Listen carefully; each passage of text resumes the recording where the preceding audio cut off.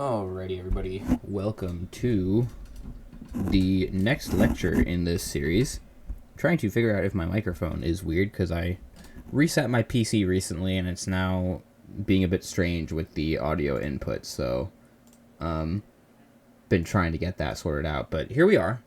Lecture 8 is not covered on your exam if you are in the class of 26, specifically the spring 2026. What did I just say? Specifically, if you're in the spring 2026 biochem course, anything after that is up to the professor's discretion, and I don't know. But at the time this is being recorded, it's April 19th, 2026. So your exam that you guys have on the 24th, I believe, Friday the 24th, will not have Lecture 8 content, based off of what I saw in the announcement from Dr. Kong. But this video is for those of you who are generally not in the 26 cohort of 442 folks, so let's go ahead and get into it. In the previous lecture, I kind of already talked about a decent amount of these. So we already talked about olfaction, already talked about ion channels, so we're mainly going to focus on these. I'm not going to mess too much of this. So we already talked about this. Remember, glucose 1-phosphate is turned into glucose and then goes through glycolysis and Krebs cycle and etc. and you make more ATP.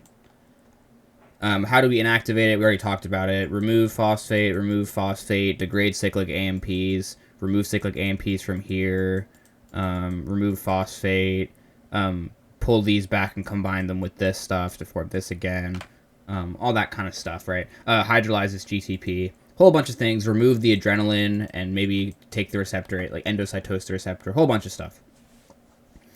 Also talked about Krebs, right? Krebs is a nuclear energy sequence, or not nuclear energy, a nuclear signaling sequence, if you will. So bind here, activate GPCR. We have our trimeric G protein, activates adenylyl cyclase, cyclic AMP, protein kinase A goes into the nucleus, phosphorylates Krebs to make phosphorylated Krebs. Krebs then binds to Krebs binding protein, and then this whole complex binds to some region of DNA and causes upregulated transcription of said genes. And these genes can be many things. They can be survival genes, growth genes, metabolic genes, all that jazz. For ion pumps, already talked about this. If it's a pump, it's going against its concentration gradient, so it's going from low to high. And then if it's a channel, it's going from high to low. So channels let ions flow down their gradients, and pumps force ions against their gradients. So that's really important to channel, down gradients, pumps against gradients. And there's 3 different types of pumps that I want you to keep in mind. The calcium ATPase, the sodium potassium pump, and the sodium calcium antiporter. Don't think these are necessarily memorized. You don't need to necessarily memorize these, but I do think it's helpful to know them.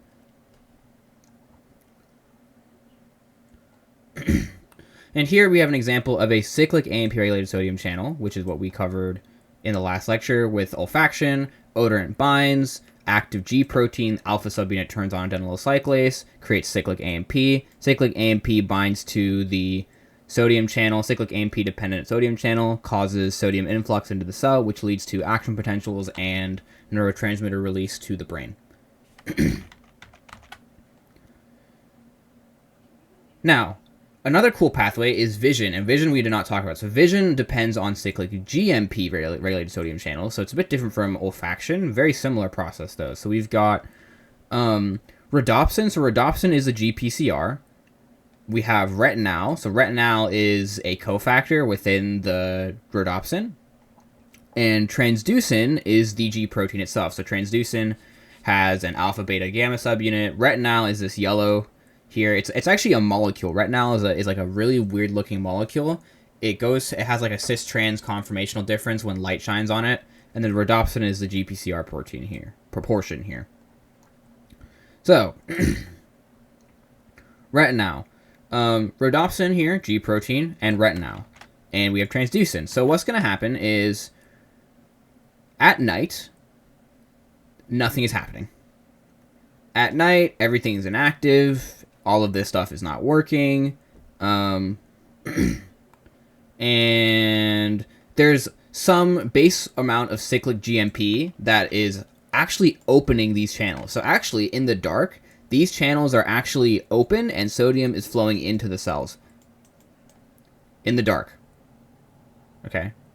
So when there's no light, gamma subunits are bound. So these gamma subunits are bound to this phosphodiesterase. These alpha beta, this is a phosphodiesterase.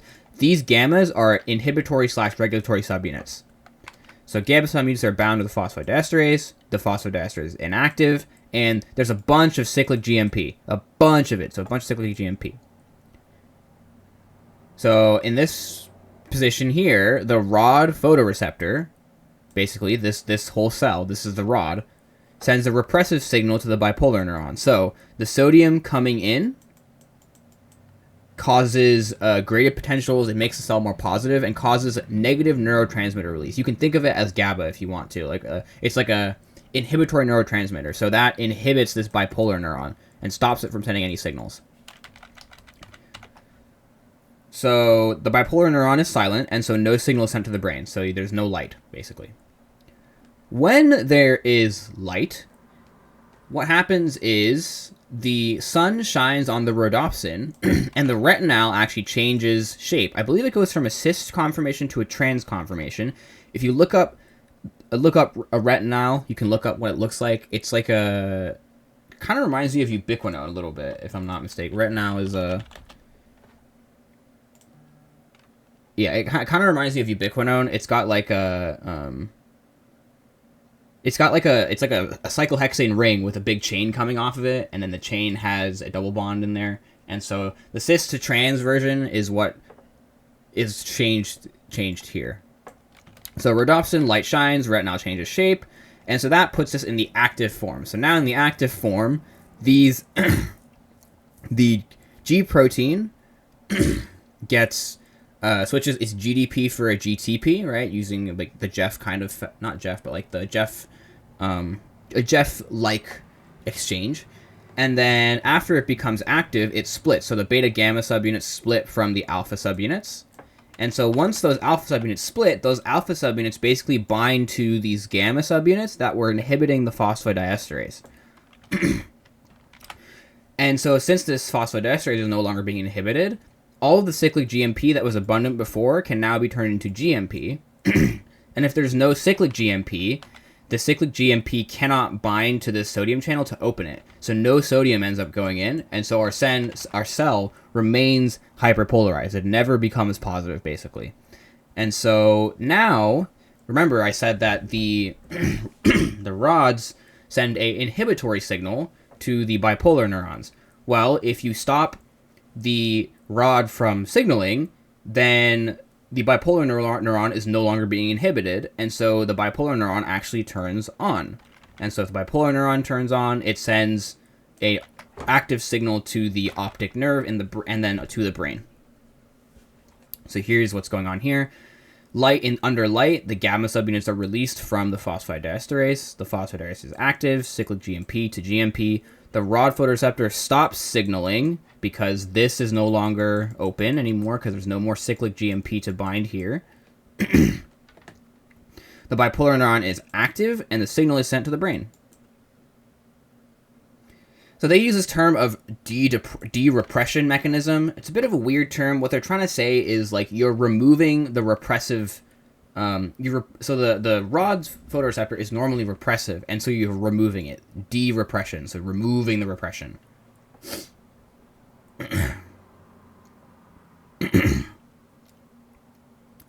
Now, another cool thing to keep in mind is, well, I actually already talked about this. I'm not gonna. Like I said before, cyclic GMP binds to a spot on these receptors, and so if you don't have cyclic GMP, because it's all been turned into GMP, there's none of this binding, and so this is just never going to turn on. So this never happens. This does not happen. And so since that's not happening, the rod cannot send repressive signals to the bipolar cell, so the bipolar cell turns on and sends the signal to the brain, which is the opposite here. Cyclic GMP binds, sodium is able to come in, which causes a depolarization, which leads to the rod cell sending inhibitory signals to the bipolar cell, And so that means that the bipolar cell is no longer able to send any signals to the brain.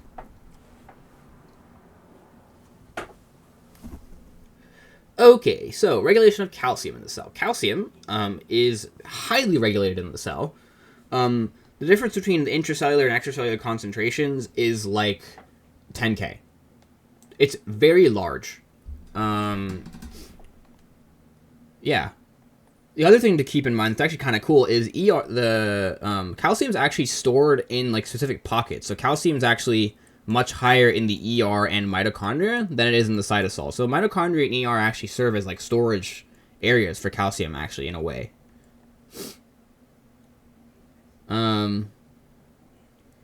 So, and calcium is important because it does a lot of things. So, for example, in muscle cells, it causes contraction. It actually helps with vesicle release and stuff like that. So, no wonder it's very highly regulated, because you don't want to just be releasing vesicles willy-nilly and contracting muscles whenever the heck it feels like it. You need to be very controlled with when you're releasing these things. Otherwise, you're going to be paralyzed, or your cells will just die, because if calcium also triggers some apoptotic pathways, if I'm not mistaken. So very important to regulate calcium very highly. And here are two of the channels we talked about. Remember, it's the ATP dependent calcium pump. So it's going this way, which means that this side must have higher calcium than this side, which you can see based off of this. And the antiporter, right, is the opposite. The antiporter, sodium goes down its gradient to push calcium against its gradient. So just some cool things to remember there. So, phosphatidylinositide. Or in this case, phosphoinositide, not phosphatidyl. There's no title in this case. You guys have actually already seen these pathways in like 441. You haven't seen them in depth though. This is kind of the in-depth version, if you will, of what actually happens. But it's a GPCR signaling cascade that results in calcium release from the ER. And so here, if you look at this, what's essentially happening is, first we have a signal molecule, and we activate our GPCR, we activate our alpha, beta, gamma subunits, and what ends up happening here actually is these subunits end up activating a phospholipase, phospholipase C specifically. And if you guys remember what lipases do, lipases break down fats, they break down phospholipids, they break down that stuff. So what ends up happening is this phospholipase C binds to or breaks this IP3, this inositol 1,4,5 triphosphate. So it basically cleaves this bond here and releases this sugar. Or sorry, I actually messed it up. This is the whole thing. This is 4,5 phosphatidylinositol bisphosphate. This is this thing. So this thing right here is phosphatidylinositol 4,5 bisphosphate, or PIP2. And then PIP2 is cleaved by phospholipase C, and that turns it into a diacylglycerol and a 1,4,5 triphosphate inositol here, or inositol 1,4,5 triphosphate, which is IP3. So we take our PIP2, we cleave it, we turn it into diacylglycerol and IP3. The IP3 is the important bit here. The IP3 then binds to a IP3 gated calcium channel, which results in calcium fluxing out of the ER and into the cytoplasm. Because remember, the cytoplasm has very low calcium concentrations. And so the ER, if it has very high calcium, just leads to diffusion into this cytoplasm. And so what's interesting about this pathway is that in this pathway, calcium is the second messenger and not cyclic AMP or cyclic GMP. You could maybe argue that this IP3 is a second messenger too, but definitely the big second messenger is going to be calcium, because calcium is released in massive amounts in this pathway, like significantly larger amounts than just how many IP3s are being released. For 5 IP3s that you release, you probably release like thousands of calcium molecules or ions. So yeah, so now when this calcium has been released after the binding of this IP3, it can do a couple things. It can bind to an inactive protein kinase C to activate that. It can bind to calmodulin to do some other things. But, you know, calmodulin does stuff, and then this protein kinase C can go into the nucleus to do some transcription stuff. And the cool thing about this actually is this diacylglycerol comes back, and it actually serves as the anchoring point for the protein kinase C until it is released to go into the nucleus. So there's some cool little interactions here, but I would put this whole thing on your note card or memorize it. I don't think it's actually too bad to memorize, to be honest with you. Because, I mean, you guys pretty much know this first part. This is just the same for pretty much every single, or sorry, not that part. This part. It's pretty much the same for every single pathway. So I think you could probably memorize it if you spent a couple of, I don't know, maybe an hour or so on it. Maybe even, actually, honestly, just a couple minutes a day, you'll probably memorize it.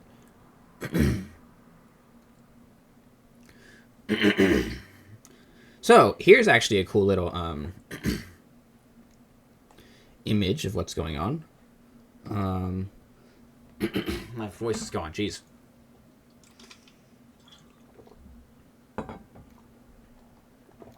I'm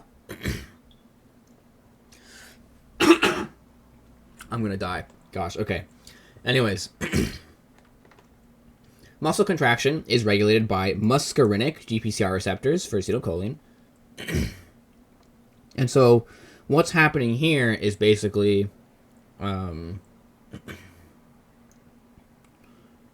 to see what they're doing. Oh yeah, under normal conditions, right? Acetylcholine binds to this muscarinic receptor, activates all this, leads to phospholipase C, cleaves this goes and binds to a calcium channel, and the calcium binds to calmodulin and to protein kinase C to do transcription, all that stuff. This usually, if I'm not mistaken, actually causes contraction. But this plant inhibits it, so you actually can't contract, if I'm not mistaken. It's basically a form of paralysis.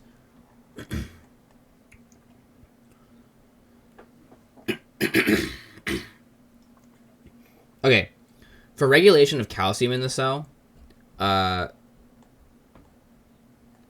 this I think is actually quite important to know. Calmodulin is a really interesting protein.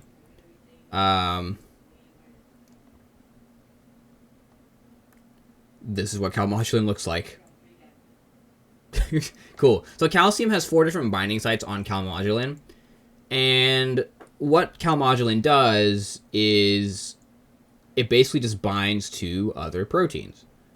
And so here is an example of this. So this is inactive calmodulin. After IP3 binds to the calcium channel on the ER, releases calcium, the calcium binds to calmodulin and makes it active. And once calmodulin is active, there are different proteins. So for example, one of the proteins that we know of is calmodulin kinase. So calmodulin kinase can actually bind to calmodulin and become an active calmodulin kinase.